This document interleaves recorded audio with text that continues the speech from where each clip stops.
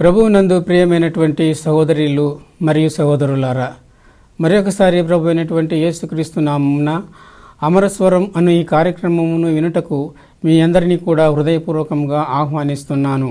ప్రభు అయినటువంటి యేసుక్రీస్తు నామమున మీ అందరికీ శుభాకాంక్షలు తెలియచేయుచున్నాను. వాక్య పఠనము యోహాను రాసిన సువార్త 8వ అధ్యాయము 34వ వచనము. అందుకు యేసు, పాపము చేయు ప్రతివాడును పాపమునకు దాసుడని మీతో నిశ్చయముగా చెప్పుచున్నాను. నేటి ధ్యానాంశము దేవుని యొక్క రాజ్యమును స్వతంత్రించుకొనుట. ఈ వాక్యమును ఆధారము చేసుకొని ఈ యొక్క దేవుని యొక్క రాజ్యమును ఏ విధముగా స్వతంత్రించుకొనవలెను అన్నటువంటి విషయాలను దేవుని యొక్క వాక్యంలో నుంచి పరిశీలనము చేసి మనము ధ్యానించుకుందాము. ప్రభువైనటువంటి యేసుక్రీస్తు ఇక్కడ ఏమని చెబుతూ ఉన్నాడంటే, పాపము చేయి ప్రతివాడును పాపమునకు దాసుడని మీతో నిశ్చయముగా చెప్పుచున్నాను. ఎవరెవరైతే పాపము చేస్తారో వారు పాపమునకు దాసులు అని ప్రభువు చెప్తూ ఉన్నాడు. కాబట్టి మనందరికీ కూడా తెలుసు, పాపమనగా ఆజ్ఞాతిక్రమము పాపము అని మనకు తెలుసు. దురాశ గర్భము ధరించి పాపమును కనును అన్నటువంటి విషయాన్ని కూడా మనము తెలుసుకునేటువంటి వారముగా ఉంటున్నాము.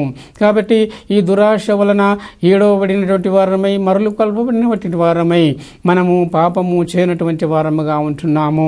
అందుకే ప్రభువైనటువంటి యేసుక్రీస్తు ఏమంటున్నాడంటే, పాపము చేయు ప్రతివాడు పాపమునకు దాసుడు అని మీతో నిశ్చయంగా చెప్పుచున్నాను. ఇది చాలా నిశ్చయమైనటువంటి మాట. ఏ మాట అనగా, పాపము చేయు ప్రతివాడు పాపమునకు దాసుడు అన్నటువంటి విషయము చాలా నిశ్చయమైనటువంటి మాటగా ఇక్కడ మనం చూస్తున్నాము. కాబట్టి ఈ యొక్క పాపముల నుంచి విడిపించుటకే ప్రభువైనటువంటి యేసుక్రీస్తు ఈ లోకంలోనికి వచ్చి ఉన్నాడు. ఈ యొక్క పాపము యొక్క దాసత్వము నుంచి విడిపించుటకే ప్రభువైనటువంటి యేసుక్రీస్తు ఈ లోకములోనికి వచ్చి ఉన్నాడు. అలనాడు ఇశ్రాయేలు ప్రజలు ఐగుప్తు దేశములో బానిసలుగా ఉన్నారు. వారు బానిసలుగా ఉండి అనేక సంవత్సరాలు అక్కడ వారు జీవించారు. అటు తరువాత యోసేపును ఎరుగనటువంటి మరొక రాజు ఐగుప్తు దేశానికి అధిపతిగా నియమింపబడినప్పుడు ఇశ్రాయేలీయులకు శ్రమలు ప్రారంభమైనది. వారు దాసత్వమునకు లోనైనారు. అటు తర్వాత వారి చేత వెట్టి చాకిరి చేయించుకోవటము జరిగినది.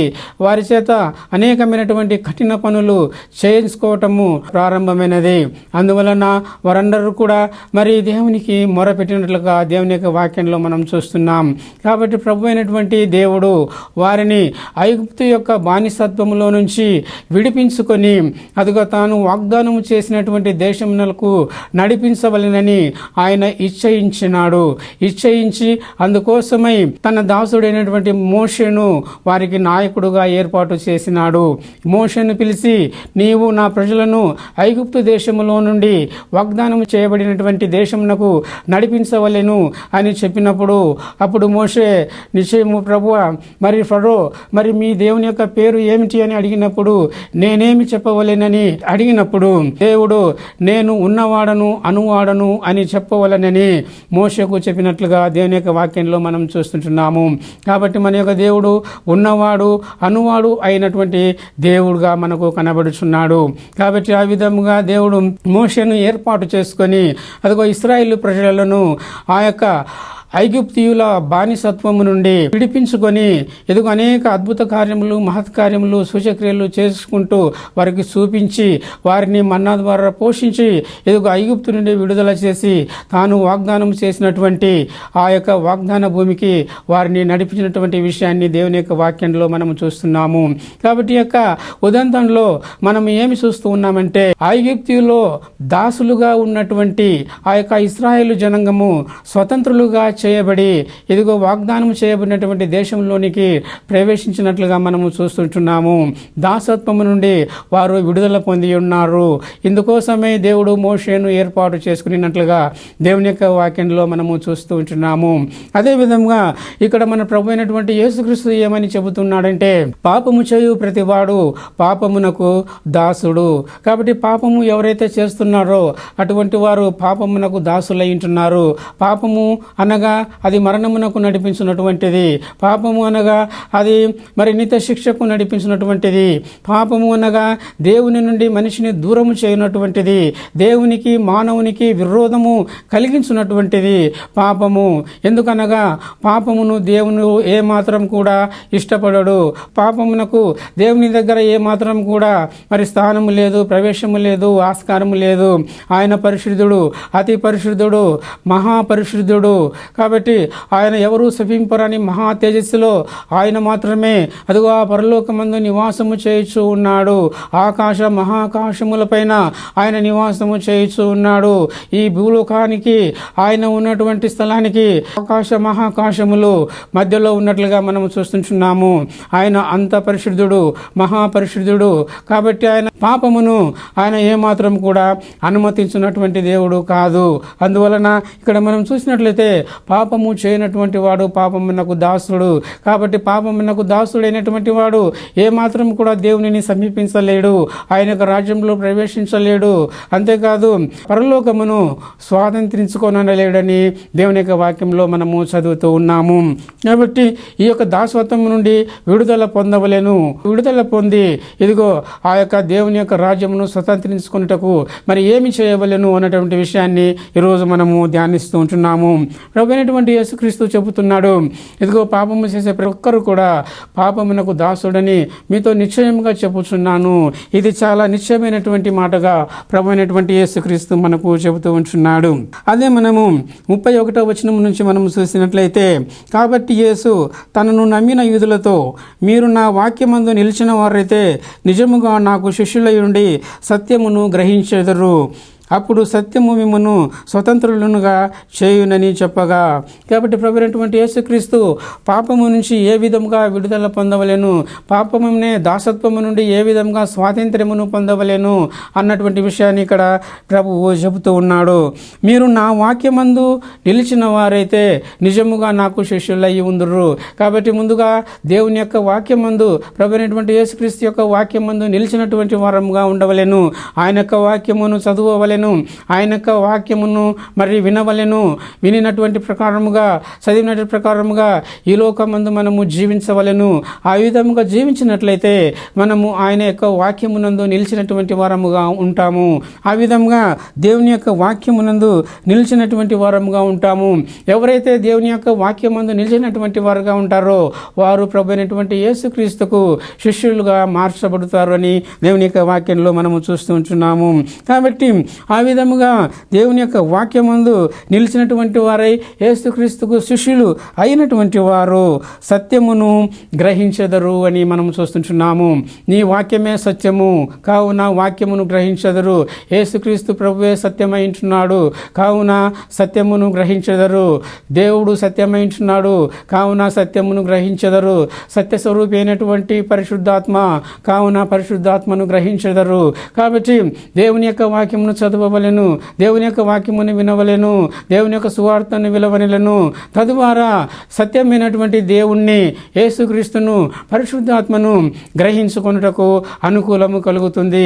కాబట్టి ఎప్పుడైతే ప్రభువైనటువంటి యేసుక్రీస్తును గ్రహించుకుంటామో ఆయన మరి మన యొక్క పాపముల నిమిత్తం ఈ లోకమునకు వచ్చాడన్నటువంటి విషయము తెలిసి వస్తుంది.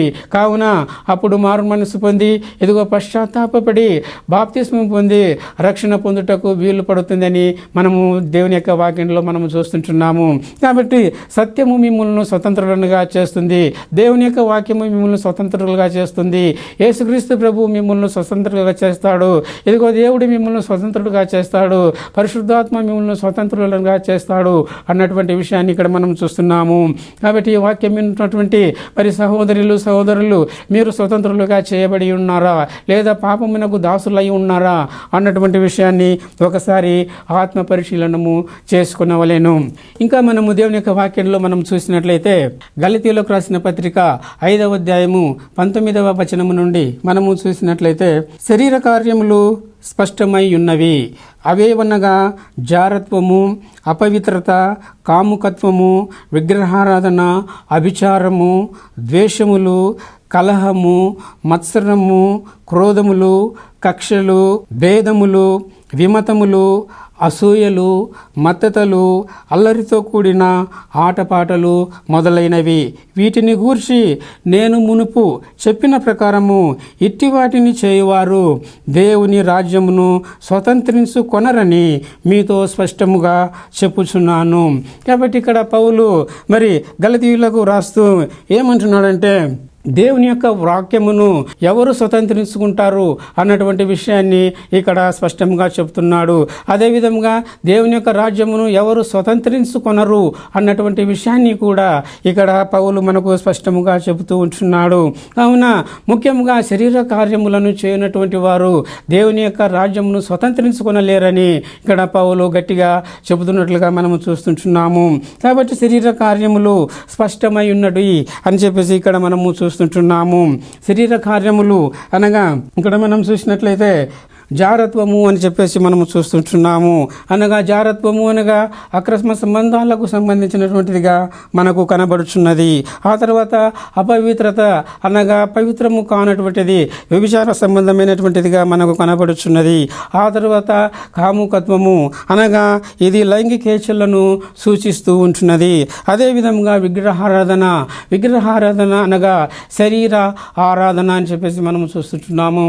శరీర ఆరాధన అనగా మరి శరీరమును అనగా తన యొక్క శరీరమునే ఆరాధించుకొనుట, అందము, ఆ తర్వాత బల శౌష్టాలను చూసుకొని వాటి విషయంలోనే గర్విస్తూ మరి వాటినే ప్రేమిస్తూ ఉండటము విగ్రహారాధనగా మనము చూస్తున్నాము.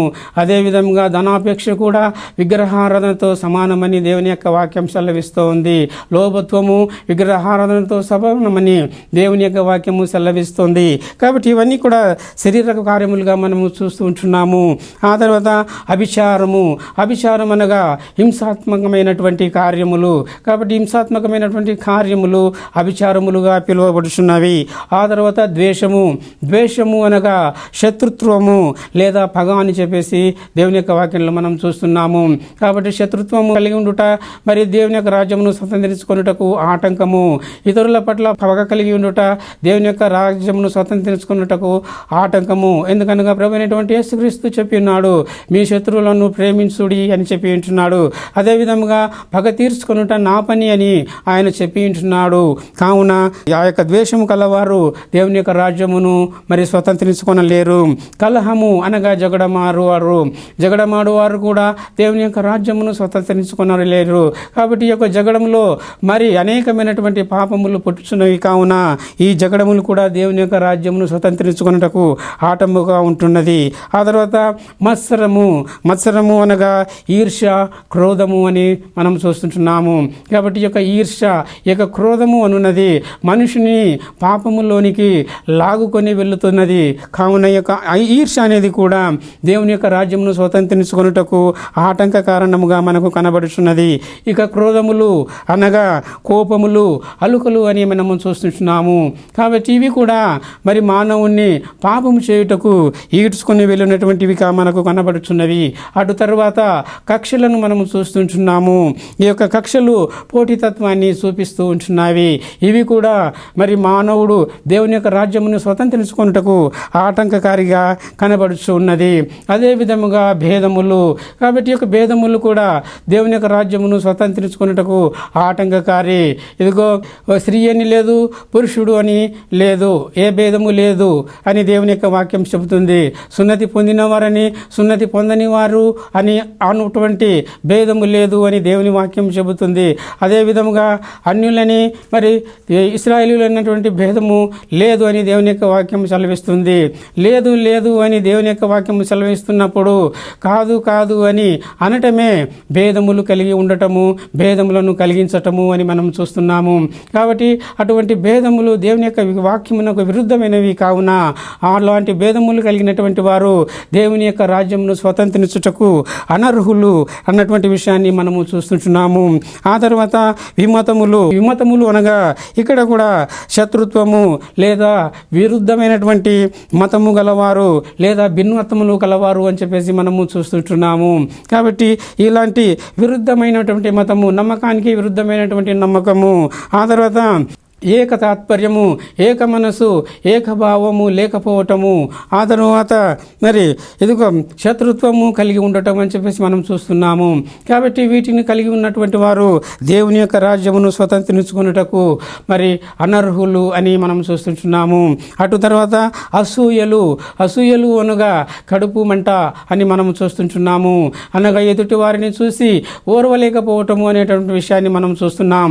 ఈ ఓర్వలేనితనము అనేటువంటిది మానవుని పాపములోనికి ఈడ్చుకొని వెలుస్తూ ఉంటున్నది. కావున ఈ యొక్క అసూయలు కలిగినటువంటి వారు దేవుని యొక్క రాజ్యమును స్వతంత్రించుకొనలేరు అని దేవుని యొక్క వాక్యంలో మనం చూస్తున్నాము. తరువాత మత్తతలు అనేటటువంటి విషయాన్ని మనం చూస్తున్నాము. మత్తతలు అనగా మదించినటువంటి వారు, మత్తి ఉనినటువంటి వారు అన్నటువంటి విషయం మనము చూస్తూ ఉంటున్నాము. మదించినటువంటి వారు, మదములలో అనేకమైనటువంటి మదములు ఉంటున్నవి. కాబట్టి ఇలాంటి మదం కలిగినటువంటి వారు మరి దేవుని యొక్క రాజ్యమును స్వతంత్రించుకొనలేరు. మత్తుగునినటువంటి వారు, మత్తులలో కూడా అనేకమైనటువంటి మత్తులు ఉంటున్నవి. నిద్ర మత్తులు, ఆ తర్వాత త్రాగినటువంటి మత్తుల్లో ఉన్నటువంటి వారు మరి మనకు కనపడుతూ ఉంటారు. కాబట్టి ఇలాంటి మత్తు కలిగినటువంటి వారు, ఇలాంటి మదాలు కలిగినటువంటి వారు దేవుని యొక్క రాజ్యమును స్వతంత్రించుకొనలేరు అని ఇక్కడ మనము చూస్తూ ఉంటున్నాము. కాబట్టి పౌలు ఏమంటున్నాడు, ఇట్టి వాటిని చేయువారు దేవుని రాజ్యమును స్వతంత్రించుకున్నారని మీతో స్పష్టముగా చెప్పుచున్నాను అని చెబుతూ ఉంటున్నాడు. కాబట్టి ఇటువంటి శరీర కార్యములను చేయనటువంటి వారు మరి దేవుని యొక్క రాజ్యమును స్వతంత్రించుకొనలేరని ఇదిగో ఆయన చెబుతూ ఉంటున్నాడు. దేవుని యొక్క రాజ్యమును స్వతంత్రించుకునేవాళ్ళంటే మరి ఏమి చేయవలెను అని మనం చూసినట్లయితే ఇక్కడ 22వ అధ్యాయంలో మనం చూసినప్పుడు అయితే అంటున్నాడు. దేవుని యొక్క రాజ్యమును స్వతంత్రించుకొనలేరు, కానీ అయితే ఆత్మఫలం ఏమనగా ప్రేమ, సంతోషము, సమాధానము, దీర్ఘశాంతము, దయాళుత్వము, మంచితనము, విశ్వాసము, సాత్వికము, ఆశా నిగ్రహము. ఇట్టి వాటికి విరోధమైన నియమమేదియూ లేదు. క్రీస్తు యేసు సంబంధులు శరీరమును దాని ఇచ్చలతోనూ దురాశలతోనూ సిలువ వేసి ఉన్నారు. కాబట్టి ఎవరెవరు మరి దేవుని యొక్క రాజ్యమును స్వతంత్రించుకొనలేరో ఆ విషయము చెప్పిన తర్వాత మరి ఎవరు దేవుని యొక్క రాజ్యమును స్వతంత్రించుకోగలరో అది కూడా ఇక్కడ పౌలు చెబుతూ ఉంటున్నాడు. ఏ విధముగా దేవుని యొక్క రాజ్యమును స్వతంత్రించుకొనగలరు? ఆత్మఫలములు కలిగి ఉండుట ద్వారా మానవులు దేవుని యొక్క రాజ్యమును స్వతంత్రించుకొనగలరు. ఈ ఆత్మఫలమును మరి ఏ విధముగా మరి కలిగి ఉండగలరు అని ఒకసారి మనం ఆలోచించినట్లయితే అపోస్తలుల కార్యములు మనం చూసినప్పుడు పేతురు చెబుతున్నాడు, మీరు మారు మనస్సు పొంది ప్రభువైనటువంటి యేసుక్రీస్తునందు విశ్వాసం ఉంచుడి, అప్పుడు మీరు పరిశుద్ధాత్మ అను వరమును పొందుదురు అని పేతురు చెబుతూ ఉన్నాడు. కాబట్టి మానవులు ముందుగా పరిశుద్ధాత్మను వరమును పొందినటువంటి వారుగా ఉండాలి. మారు మనస్సు పొందాలి, పాపముల నిమిత్తము బాప్తిస్మం పొందాలి. అప్పుడు మానవులకు దేవుడు పరిశుద్ధాత్మను అనుగ్రహిస్తాడు. పరిశుద్ధాత్మ మానవుల యొక్క హృదయంలోనికి ప్రవేశించి ఇదిగో ఆయన తన యొక్క ఆత్మ ఫలములను మానవుల ద్వారా ఫలింప చేస్తాడు. అదే విధముగా మానవులు ఆత్మచేత నింపబడిన వారుగా ఉండాలి. మానవులు ఆత్మావేశము కలిగినటువంటి వారముగా ఉండాలి. అదే విధంగా మానవులు ఎల్లప్పుడూ ఆత్మ ద్వారా నడుచుకున్నటువంటి వారుగా ఉండాలి. ఆత్మ ద్వారా బోధించినటువంటి వారుగా ఉండాలి. ఆత్మ ద్వారా ప్రార్థించినటువంటి వారుగా ఉండాలి. ఆత్మ ద్వారా నడిపింపబడినటువంటి వారుగా ఉండాలి. ఆత్మ ద్వారా జీవించినటువంటి వారుగా ఉండాలి. సమస్త కార్యములు ఆత్మ ద్వారా చేయనటువంటి వారుగా ఉండాలి. ఆత్మ కలిగించే ఐక్యతను కాపాడుకునే వారుగా ఉండాలి. ఆత్మలో నిత్యము మరి ప్రార్థనలు, విజ్ఞాపనలు చేయనటువంటి వారుగా ఉండాలి అని దేవుని యొక్క వాక్యంలో మనము చూస్తుంటున్నాము. కాబట్టి ఈ విధముగా పరిశుద్ధాత్మను పొందుట ద్వారా దేవుని యొక్క వాక్యములోనికి మనము లోతుగా వెళ్ళటకు వీలు కలుగుతుంది. అంతేకాదు దేవుని యొక్క వాక్యమును అర్థము చేసుకొనుటకు పరిశుద్ధాత్మ మనకు సహాయము చేస్తాడు. దేవునితో మాట్లాడేటందుకు పరిశుద్ధాత్మ మనకు సహాయము చేస్తాడు. అంతేకాదు దేవుని యొక్క రాజ్యమును స్వతంత్రించుకొనుటకు ఆయన మనలో తన యొక్క ఫలములను ఫలింప చేస్తాడు అని దేవుని యొక్క వాక్యంలో మనం చూస్తున్నాము. ఆ ఫలములనే మనం ఇక్కడ చూసినట్లయితే ఇదిగో ఏమంటున్నాడంటే ప్రేమ అని చెబుతుంటున్నాడు. కాబట్టి ప్రేమ చాలా ప్రాముఖ్యమైనది. ప్రేమ అన్నింటినీ సహించును, అన్నింటినీ ఓర్చును. కాబట్టి ప్రేమలో చాలా గొప్ప విషయాలు దాగి ఉన్నాయి. కాబట్టి అన్నిటికంటే ముఖ్యముగా ప్రేమ కలిగి ఉండుట చాలా ప్రాముఖ్యము. అది మానవుల ప్రేమ కాదు, మానవులు చూపించే ప్రేమ కాదు, అయితే పరిశుద్ధాత్మ అనుగ్రహించేటటువంటి ప్రేమ అని మనం చూస్తుంటున్నాము. పరిశుద్ధాత్మ అనుగ్రహించే ప్రేమను మనము కలిగి ఉండాలి. ఆ తర్వాత తర్వాత సంతోషము కలిగి ఉండాలి, రక్షణానందము కలిగి ఉండాలి, ఇదిగో పరలోకానికి వెళుతామన్నటువంటి సంతోషము కలిగి ఉండాలి, ఇదిగో శిక్షను తప్పించుకునినాము అన్నటువంటి సంతోషము కలిగి ఉండాలి, ఇదిగో దేవునితో సహవాసము కలిగి సంతోషము కలిగి ఉండాలి. ఆ తర్వాత ఈ విధంగా సంఘముతో మనము సహవాసం కలిగినటువంటి వారమై ఆ సహవాసంలో ఆనందించినటువంటి వారముగా ఉండాలి. ఈ విధంగా ఉన్నప్పుడు మనము ఎల్లప్పుడూ ఆనందించుటకు వీలు పడుతుంది. కాబట్టి ఆ విధంగా పరిశుద్ధాత్మ తన యొక్క ఫలాన్ని మన ద్వారా ఆయన ఫలించినట్లుగా మనము చూస్తూ ఉంటున్నాము. కాబట్టి సంతోషము, సమాధానము. కాబట్టి సమాధానము కూడా ఒక వ్యక్తి జీవితంలో చాలా ప్రాముఖ్యమైనది. దేవుని యొక్క రాజ్యమును స్వతంత్రించుకున్నటకు సమాధానము చాలా ప్రాముఖ్యమైనది. అందుకే దేవుడు సమాధాన సువార్తను మరి మానవులకు ప్రకటించినట్లుగా దేవుని యొక్క వాక్యంలో మనము చూస్తుంటున్నాము. కాబట్టి దేవుని యొక్క వాక్యంలో మనము సువార్తలలో కానీ పత్రికలలో కానీ మనం చూసినప్పుడు సమాధానమునకు ఎంతో ప్రాధాన్యత ఇవ్వబడినది. మన ప్రభు అయినటువంటి యేసుక్రీస్తు కూడా పునరుద్ధానుడైన తర్వాత తన శిష్యులకు ప్రత్యక్షమైన ప్రతి సమయమందు కూడా మీకు సమాధానము కలుగునుగాక, మీకు సమాధానం కలుగునుగాక అని ప్రభు పలికినట్లుగా దేవుని యొక్క వాక్యంలో మనం చదువుతున్నాము. అదేవిధంగా పౌలు కూడా తాను రాసిన లేఖనములన్నిటిలో కూడా ఇదిగో ఆయన సమాధానము కలుగునుగాక అని ప్రస్తావిస్తూ ఉంటున్నాడు. కాబట్టి స్వార్థలలో కూడా మనము సమాధానం యొక్క ప్రాధాన్యతను మనము చూస్తూ ఉంటున్నాము. కాబట్టి దేవుని యొక్క రాజ్యమును స్వతంత్రించుకున్నటకు సమాధానము ఎంతో ప్రాధాన్యత అయి ఉంటున్నది. అటు తర్వాత దీర్ఘశాంతము, శాంతము కలిగి ఉండాలి. లోక సంబంధమైనటువంటి శాంతము కాదు, ప్రభు అయినటువంటి యేసుక్రీస్తు ఇచ్చినటువంటి శాంతము. శాంతిని మీకు అనుగ్రహించి వెళుచున్నాను, నా శాంతిని మీకు అనుగ్రహించుతున్నాను అని ప్రభు అయినటువంటి యేసుక్రీస్తు చెప్పినటువంటి ఆ శాంతిని మనము పొందినటువంటి వారంగా ఉండాలి. ఆ శాంతిని మనము పరిశుద్ధాత్మ ద్వారా పొందినటువంటి వారంగా ఉండాలి. ఆ శాంతిని మనము ఆత్మఫలములుగా ఫలించినటువంటి వారంగా ఉండాలి. ఆ విధముగా శాంతి కలిగి జీవించినప్పుడు, అది దీర్ఘ శాంతం కలిగి జీవించినప్పుడు మనము దేవుని యొక్క రాజ్యమును స్వతంత్రించుకున్నటకు యోగ్యులముగా ఉంటారని ఇక్కడ పౌలు చెబుతూ ఉంటున్నాడు. ఆ తర్వాత దయాలుత్వము. కాబట్టి అందరి ఎడల దయ కలిగినటువంటి వారముగా ఉండవలెను, అందరి ఎడల మంచి కార్యములు చేయనటువంటి వారముగా ఉండవలెను అన్నటువంటి విషయాన్ని ఇక్కడ మనము చూస్తుంటున్నాము. పేదలను సన్మానించవలెను, పేదలను ఆదుకొనవలెను, మరి విశేషముగా విశ్వాస గృహమునకు చేరినటువంటి వారిని ఆదరించవలెను, సహాయము చేయవలెను అని దేవుని యొక్క వాక్యం మనకు సెలవిస్తూ ఉంది. కాబట్టి ఈ విధంగా దయాలుత్వము కలిగి ఉండాలి, మంచితనము కలిగినటువంటి వారముగా ఉండాలి. యేసు ప్రభువు చెప్పినాడు, మీ వెలుగును మరి మనుషుల ఎదుట ప్రకాశింపచేయుడి, అనగా సత్క్రియలు అనబడినటువంటి వెలుగును మీరు మనుషుల ఎదుట ప్రకాశింపచేయుడి అని ప్రభు చెప్పినట్లుగా మనం చూస్తుంటున్నాము. కాబట్టి క్రియలు లేనటువంటి విశ్వాసము మృతము అని కూడా దేవుని యొక్క వాక్యంలో మనము చూస్తున్నాము. దేవుని యొద్దకు వచ్చేవాడు ఆయన ఉన్నాడని నమ్మాలి, అంతేకాదు నిన్ను వెదకు వారికి ప్రతిఫలము దయచేయవాడని నమ్మవలెను అని కూడా దేవుని యొక్క వాక్యము చెబుతూ ఉంది. కాబట్టి ఈ విధంగా మనము ఈ యొక్క మంచితనాన్ని కలిగి ఉండాలి. అదేవిధంగా విశ్వాసం కలిగి ఉండాలి. క్రియలు లేనటువంటి విశ్వాసము మృతము. మనము దేవుని యందు విశ్వాసము కలిగి ఉండాలి. విశ్వాసం అనున్నది నిరీక్షింపబడు వాటి యొక్క నిజస్వరూపమై ఉంటున్నది, అదృశ్యమైనవి ఉన్నవి అనుటకు రుజువు అయి ఉంటున్నది. కాబట్టి విశ్వాసమును మనము కలిగినటువంటి వారంగా ఉండాలి. విశ్వాస, ప్రేమ, నిరీక్షణలు మరి మనకు చాలా ప్రాముఖ్యమైనటువంటివి. కాబట్టి వీటి ద్వారా మనము దేవుని యొక్క రాజ్యమును స్వతంత్రించుకున్నటకు వీలవుతుందని మనము చూస్తున్నాము. ఆ తర్వాత సాత్వికము అయినటువంటి మనస్సు చాలా అవసరము. సాత్వికము, దీనత్వము, దయాలుత్వము కలిగి ఉండుట చాలా అవసరం అని చెప్పేసి మనం చూస్తున్నాము. ఆ తర్వాత మంచితనం కలిగి ఉండవలెను, ఆ తర్వాత విశ్వాసం కలిగి ఉండలేను అని చెప్పేసి మనము చూస్తుంటున్నాము. తరువాత ఆశా నిగ్రహము కలిగి ఉండవలెను. మరి ఆశా నిగ్రహము, ఇంద్రియ నిగ్రహము కలిగినటువంటి వారంగా ఉండవలెను. శరీరాశ, నేత్రాశ, ఈ రెండు ఆశలకు సంబంధించినటువంటి నిగ్రహమును మనం కలిగినటువంటి వారంగా ఉండవలెను. ఆ విధంగా నిగ్రహము కలిగి ఉండుట ద్వారా ఈ శరీరాశ, నేత్రాశను మనము జయించగలము. ఆ విధముగా జయించడం ద్వారా మనము ఆశా నిగ్రహము కలిగినటువంటి వారంగా ఉంటాము. ఇట్టి వాటికి విరోధమైనటువంటి నియమము ఏది లేదు అని ఇక్కడ మనం చూస్తున్నాము. అయితే క్రీస్తు యేసు సంబంధులు శరీరమును దాని ఇచ్చులతోనూ దురాశలతోనూ సిలువ వేసి ఉన్నారు. కాబట్టి పరిశుద్ధాత్మ పొందినటువంటి వారు క్రీస్తు యేసు సంబంధులు, పరిశుద్ధాత్మ ఫలములను ఫలించున్నటువంటి వారు క్రీస్తు యేసు సంబంధులు.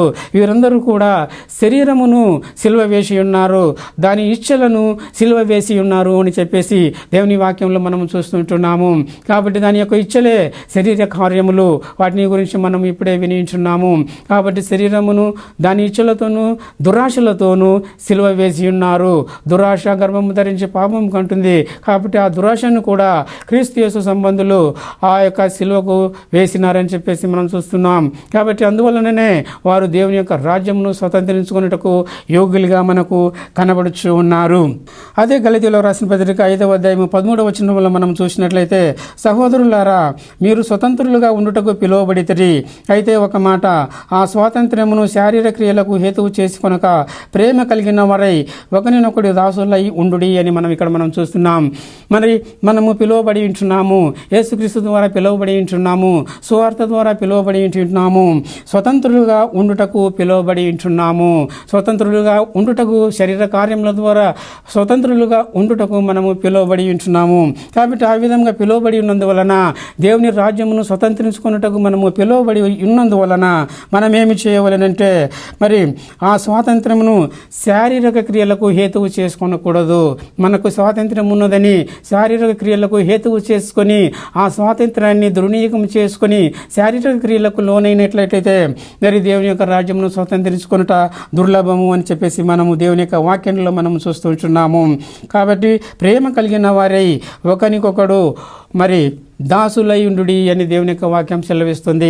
కాబట్టి ఈ లోకంలో మళ్ళీ కూడా ప్రేమ కలిగి నడుచుకోవాలని ఇక్కడ పౌలు చెబుతున్నాడు.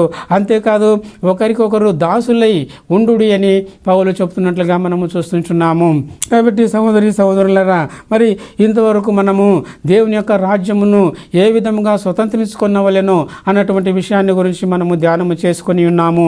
కాబట్టి దేవుని యొక్క రాజ్యమును మనము స్వతంత్రించుకునవలనంటే ఇదిగో దేవుని యొక్క వాక్యమందు మనము నిలిచినటువంటి వారంగా ఉండాలి.